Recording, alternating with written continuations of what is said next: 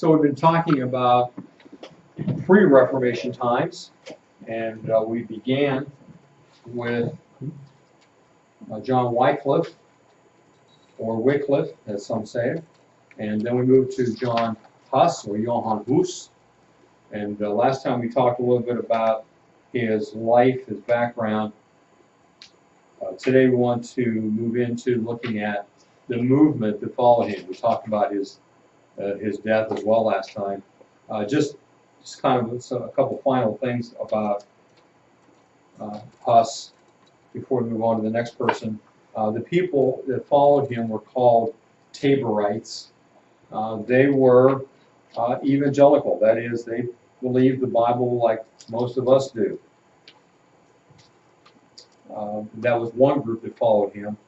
They later became known as United Brethren or Bohemian Brethren.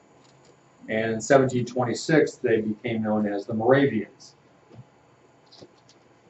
So sometimes you might find a church in this area that's United Brethren. There's one in the town I live in. In fact, I think I'm correct in saying that Mr. Hostler's father was a pastor in the United Brethren churches. Then there was another group that followed him called the Utraquist, and they eventually merged back into the Roman Catholic Church. So they kind of gave up on Huss's doctrines, I guess. It was too much to fight and move back into the Roman Catholic Church. This painting that's shown is kind of the history of the Hussites, you might call them Taborites. The person who painted it was joined the Moravian Church in Germany and then moved to Bethlehem, Pennsylvania in 1754. This painting is called First Fruits, and it depicts 25 people of different faiths and ethnicities converted to Christianity by Moravian missionaries. So you can see just by the skin color, the Moravian missionaries went in a lot of different parts of the world. All right, any questions about Huss? And what's the famous saying we remember about Huss? Because what does his name mean? It's goose. And the saying is? Your goose is cooked. Yeah. And that comes from Huss, being burned at the stake. All right, the next guy we want to look at is in Stephen's favorite country, Italy. I feel like we should be playing some stringed instruments here. William Savonarolla is the man who we're going to look at next. He was a priest and a prolific preacher in Florence, Italy. The Medici family was a very powerful family in Italy in the 15th century. Several in their family ended up becoming popes. They were very powerful, and he was able to drive them out of Florence. He, however, was called upon to answer for his ideas. Savonarolla was what we call today an evangelical Christian. He preached the gospel. He believed in salvation by grace through faith, those things that would not be widely believed until the Reformation, but he was teaching it some 20-some or 30-some years before in Florence. But that went against the Roman Catholic Church, and so he was burned as a heretic. Here's his face superimposed over the city of Florence. He scoffed at the idea that classical philosophy and the Bible were compatible, because there were some Christians that were trying to put them together. He said, any old woman knows more about the faith than Plato. So he said Christian faith is so much beyond philosophy. He condemned the tendency of some Renaissance artists, which the Renaissance was going on at that time, to flirt with paganism at the expense of piety. In other words, a lot of their paintings were of pagan scenes or mythology. He said this, and even picturing biblical characters as if they are part of a pagan scene. He said, do you imagine that the Virgin Mary went about dressed as she is shown in paintings? I tell you, she went about dressed like a poor person with simplicity, and her face so covered that it was hardly seen. You make the Virgin Mary look like a whore. How the worship of God is mocked. Because they were picturing Mary in all these beautiful gowns and so on. He said that's not the way she looked. She wouldn't have looked that way. I have read at least one place that the famous artist Michelangelo, you've heard of him, right, was actually converted under Savonarolla's preaching, and that had a definite effect on his painting, that he no longer painted all the nudes and things that you may see in a lot of his works. So it may be that he became a born-again Christian through Savonarolla, who was burned at the stake. All right, there were others as well that pop up from time to time. One of my favorites is a guy named Gottschalk, who is earlier than this, just because he's got a cool name, Gottschalk.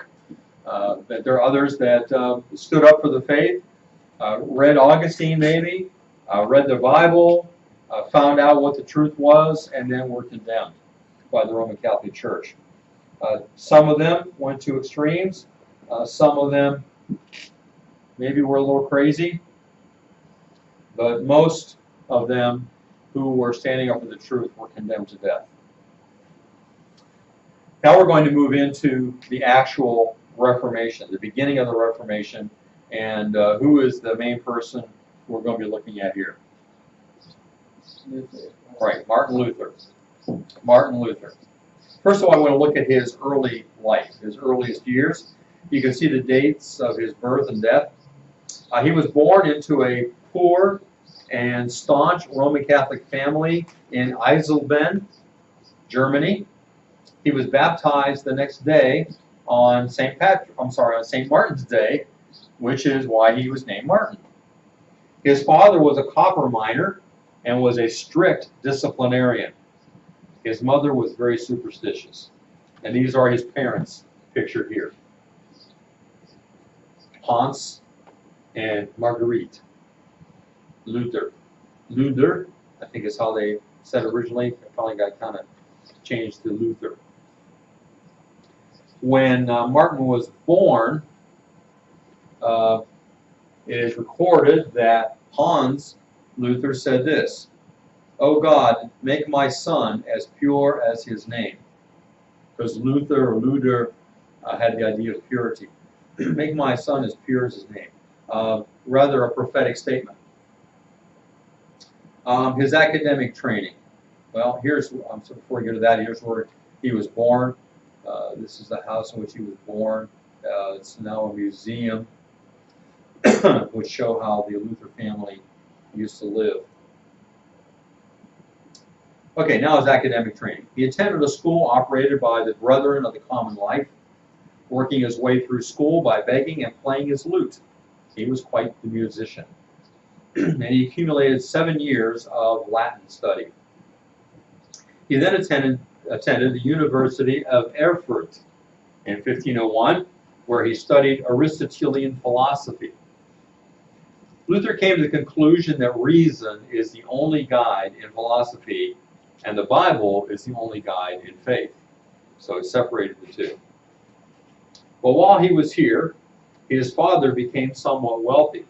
He ended up purchasing the mine, or becoming owner of mines, and he convinced Martin to pursue Roman law. That was, in other words, to become a lawyer, because lawyers were prestigious. People looked up to lawyers, not like many today. Look down on lawyers. Lawyers were looked up to, and besides that, he thought that it would be handy to have a lawyer in the family in case there were disputes with his workers. So Martin received a BA, Bachelor of Arts, in 1502 and a Master's in 1505. Being proud of Martin's accomplishments, his father gave him a gift of a very expensive law book. He's going to be a lawyer now. His father said, "All right, I'm going to buy you this book." Very expensive.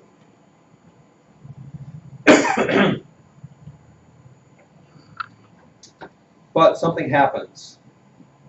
Under influential events, the thunderstorm incident, which also took place in 1505. Lightning tragically killed one of Luther's best friends. 2 weeks later, while walking alone in a storm, Luther was terribly frightened by a storm during which lightning struck the ground near him. So he was fearful of his life because he'd just seen one of his friends die from lightning. And so he called out to St. Anne, who is the patron saint of thunderstorms, that he would live a monastic life if she would save him. In fulfillment of his vow, he entered an Augustinian monastery. How do you think his father felt about that? Extremely angry. Luther celebrated with his friends one last time, divesting himself of all of his possessions.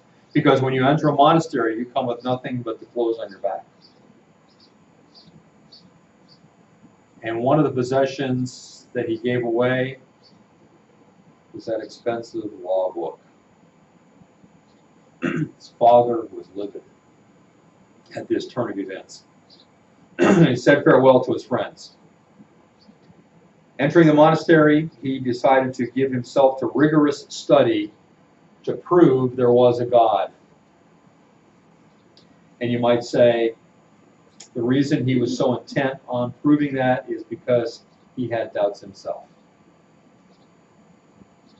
Well, from the monastery in Erfurt, he proved himself in his studies there so much that he was transferred to Wittenberg in 1507.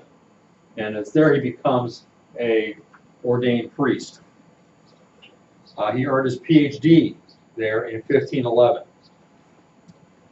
By the way, the castle church of Wittenberg contained a collection of over 1,500 relics, including bones of saints and bits of the true cross, they said. Every All Saints' Day, these would be spread on the grass in front of the church for the local populace to come and gaze at. While a professor of theology and Bible there, Luther was apparently such a good teacher, he attracted a lot of students. The student body grew from 416 into the thousands. And Wittenberg eventually became a cradle for Reformation. Here's another picture of part of the University of Wittenberg. Now, I thought you'd be interested maybe in understanding the absolution that was used among monks. Because one of the things the monks did, of course, they're very concerned about their spiritual well-being, and you know from looking at the daily schedule of monks that some part of the day is spent in study and some part in worship. But there's also a time where they would confess their sins to one another, and they would go to the confessional booth, just like anybody else, and confess their sins to a fellow monk, who is also a priest. And this is how the absolution went. God forgive thee, brother, the merit of the passion of our Lord Jesus Christ, and of the blessed Saint Mary, always a virgin, and of all the saints. So in other words, on the basis of what is a person forgiven? The merit of the sufferings of Jesus, and the merits of Mary. And then, as I say, always a virgin. What's that indicate? She never had sexual relations, never had any other children. What do we see in the New Testament? We see that Jesus had brothers and sisters, right? So why is that so important? Because the Roman Catholic Church needed to keep Mary pure, because they want to see her as holy, as sinless, as someone whose merits can also be given to us. So the merits of Christ, Mary, and of all the saints. So God doesn't forgive, according to this form of absolution, on the basis of the sacrifice of Jesus. That's only one part. It's the merits of all these other people as well. And the merit of thy order, the strictness of thy religion, the humility of thy profession, the contrition of thy heart, the good works thou hast done, and shalt do for the love of our Lord Jesus Christ, be available unto thee for the remission of thy sin. So look at all that's involved in getting forgiveness of sins. It's the suffering of Jesus, it's the merits of Mary, of other saints, the merits of your own works. All those things are necessary for you to have forgiveness. The increase of thy worth and grace and the reward of everlasting life. Amen. So that is the absolution that was used from one monk to another. Now we're going to see that Martin has some difficulties with his own spiritual state. He wrestles with ideas of God and what God requires of him. And we'll look next time at what happens next in his life. For tomorrow, in addition, I want you to read and take notes on pages 285 to 291 and do the questions on 291. Do the questions on 291.